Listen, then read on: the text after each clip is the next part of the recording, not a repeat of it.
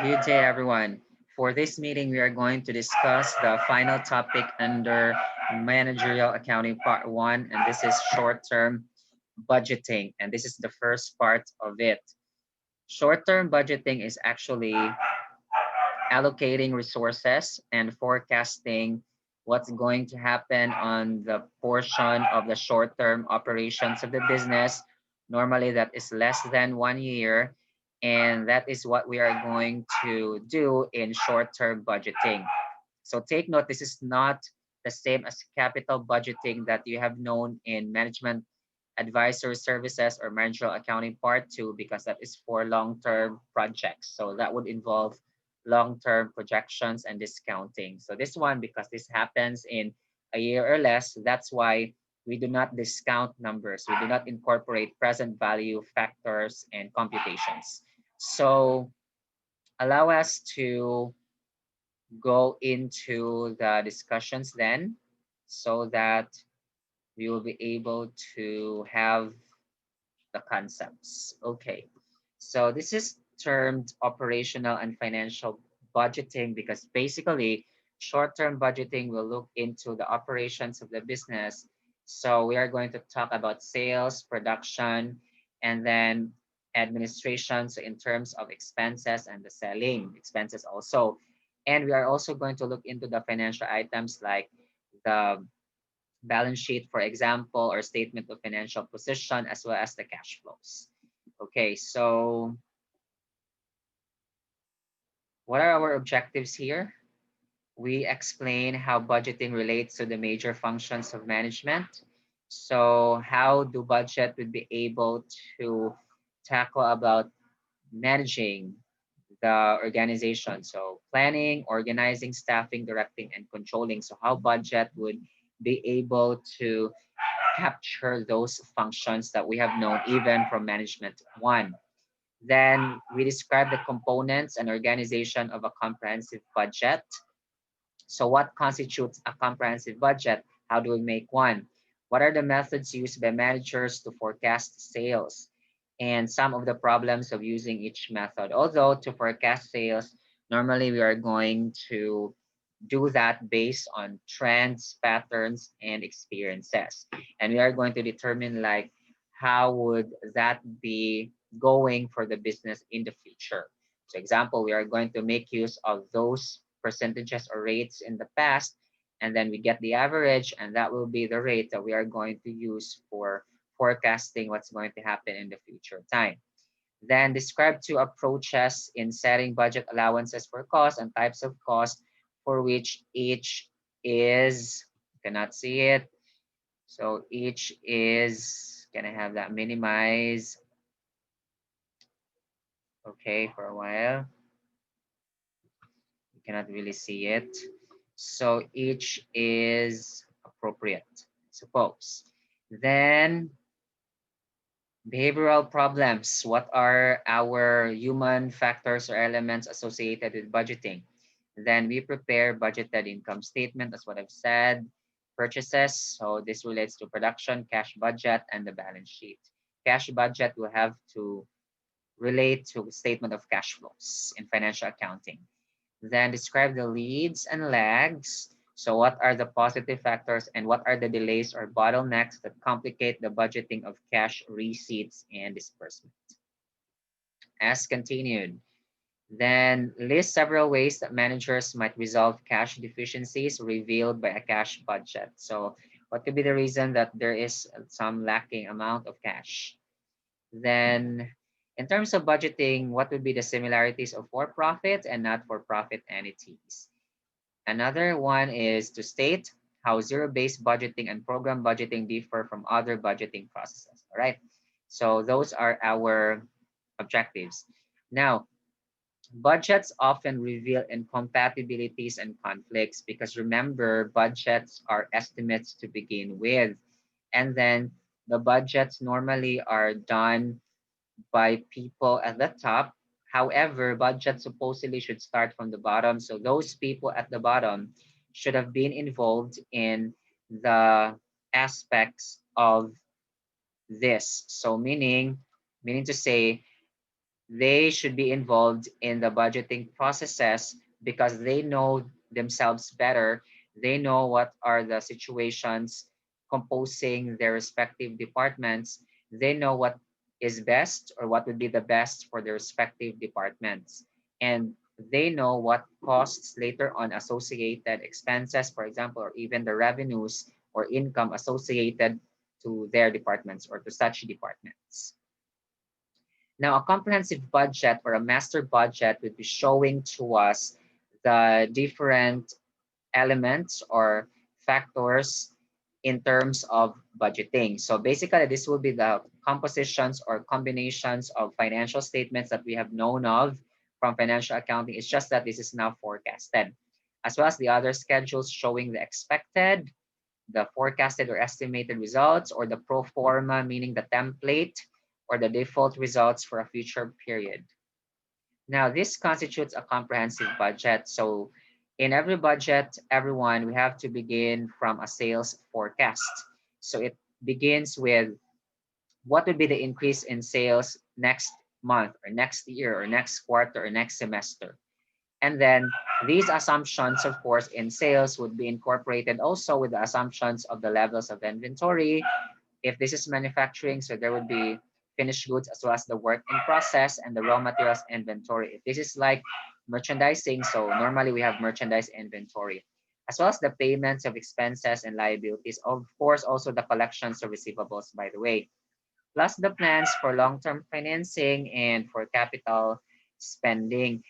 Well, combination of short-term budgeting and long-term budgeting would be the comprehensive budget. Anyhow, let's focus with short-term budgeting. Balance sheet at the beginning of the budget period, then will have to be incorporated with the budgets for purchases and production, then budgets for cash and requirements for short-term financing, then they would form the pro forma rather balance sheet.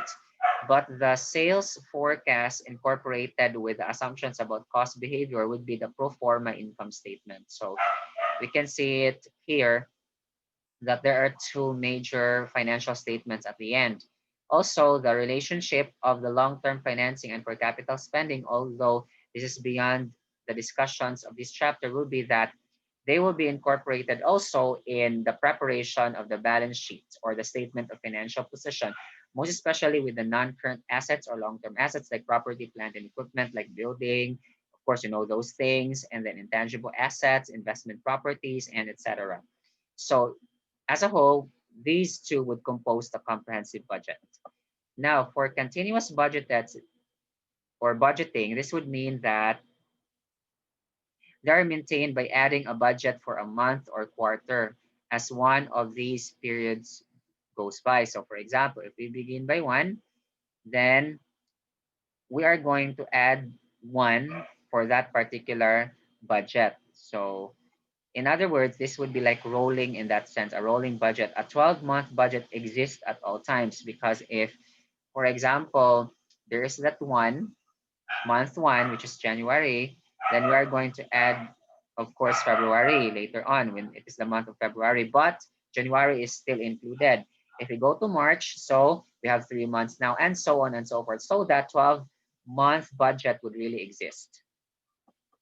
Next, for sales forecasters, they would be looking into the external indicators or the patterns in the history, especially with the historical analysis, then what is going or what is happening in or what is ongoing in the market. So we are talking here about external indicators. We can also refer to the so-called peso analysis. We have political, economic, we have social, then technological, legal, and environmental. So those factors will have to be incorporated also in forecasting, as well as considerable judgment, because remember, this is an estimate, or these are estimates which are made in terms of sales and other elements or factors in estimating the budget. Expenses, for example, purchases, production, etc. For forecasting, because we're talking about short term, so expect that the forecasting will be done in interim periods. So we have the month, quarter, and semester. There are three distinct types of sales forecasting methods: annual, Longer term forecast, in this particular source, we have 3 to 5 years, and quarterly or monthly forecast, in which normally in short term budgeting, we focus with 1 and 3. Okay, so this is an example of an expense budget. So we have here the components of expenses. If you're wondering, indirect labor, remember this is like part of our factory overhead, but perhaps this is just like shown here for the sake of illustration. And then we have the fixed amount per month, and this would be the direct labor hour. Okay, so that I think this is the cost per hour. So in that case, we'd be able to get of each and then total of $1.10. And for sure, to be able to get the cost per hour, then something is divided here. Okay, so that's expense budget. Now, to get the flexible budget allowance, that would be the fixed cost per month plus the variable cost per month. So in this case, direct labor hours times the variable cost per hour. All right, so example for indirect labor, the total a while ago was $6,100 if you paid attention with the total. And then the direct labor hours is 1,000, for example, times 1.10, which was the variable cost per hour here. Okay, let's go back so that you can see that. So here,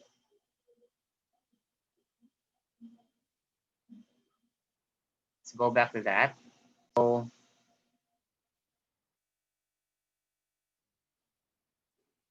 this is what I was talking about. So $6,100, and then we have here the $1.10 for direct labor hour cost. So this is the variable cost then. If you recall, I mentioned that there has to be something to be divided here to get the fixed cost per unit. Okay, so going back.